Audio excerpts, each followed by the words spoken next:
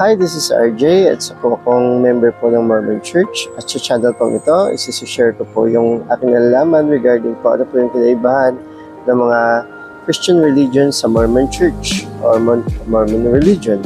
At ano po yung mga positive at negative outlook ko po dito, lalong-lalo na ano po yung mga nakakatulong na mga paraan upang paglapitin yung pagkakaibigan or yung ibang mga religion sa Mormon religion. Kasi karamihan po sa mga ibang Christian religion dati, so iba po yung kanilang pag-unawa po sa Mormon hanggang sa huli na nalaman po nila kung ano po yung sekreto at totoong parte ng Mormon religion at nagustuhan po nila. Yung iba nagpa-convert sa simbahan at saka yung iba is naging leader po sa simbahan. So yan po yung ating isi-share po sa inyo, kaya mag-subscribe po kayo at i-share po yung video po ito para at least mapa-inform po natin